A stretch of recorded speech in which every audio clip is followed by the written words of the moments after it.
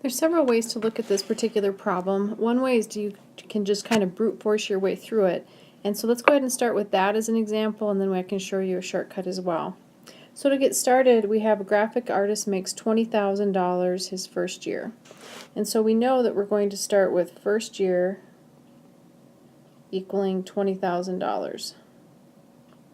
Then what happens is they get a raise of $500 each year, and they want us to compute the total salary and mean salary for 10 years of work.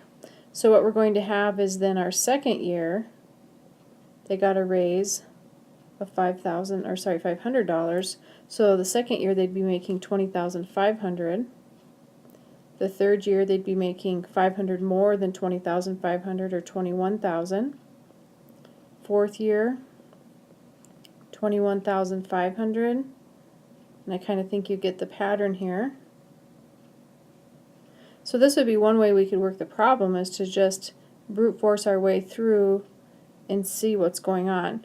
Now if this was 100 years, we certainly wouldn't want to do this, because we'd have to really look at a lot more of what's going on here. Let's go ahead and look at the 8th year. But because we're only looking at 10 years, this is definitely doable. 9th year be 24,000, and then our 10th year, our final year, was 24,500. Okay, let's go ahead and look and see what we had up here now at the beginning. Now if you add all of these up, again, you just need to go ahead and hit your 20,000 plus 20,500, etc.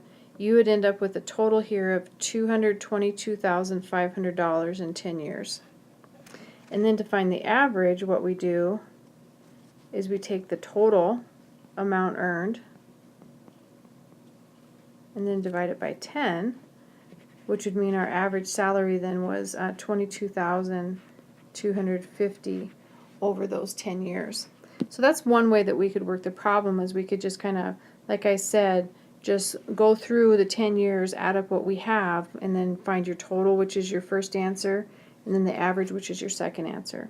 Now another way we could do this is with summation notation, so we'll look at that next.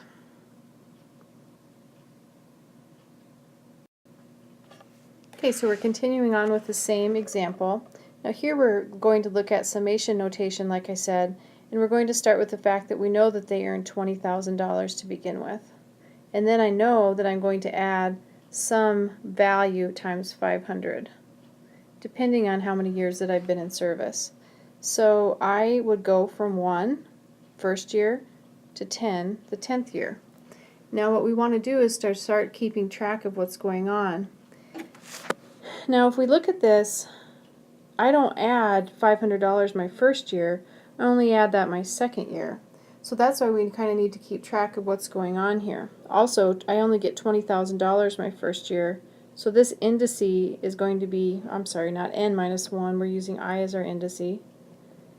So we're going to use I minus 1. Now we do I minus 1, 1 minus 1 is 0, 0 times 500 is 0, so my first year I'd only make $20,000. So I could go through this, and the summation notation would basically produce the same exact list that I had on the previous slide. Now there's a shortcut formula that goes with this that we could use as well. That shortcut formula looks like n over 2, where n is going to be equal to, in this particular case, the total number of terms, times a1 plus a sub n. Now a1 is the value of my first, a sub n is the value of my last.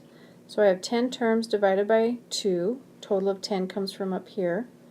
A1 is how much I have my first year, and then a sub n is how much I have my last year. So plugging in for my last year right here, what would happen is I would have, for my last year, I'd plug in a 10. 10 minus 1 is 9.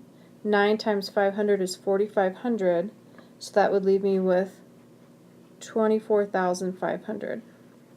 So once you add these together, multiply by 10 and divide by 2, what I end up here is with my total value, which, just like it was before, is the 222,500.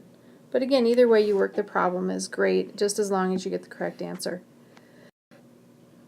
Hope this helps, and if you have any questions, please let me know.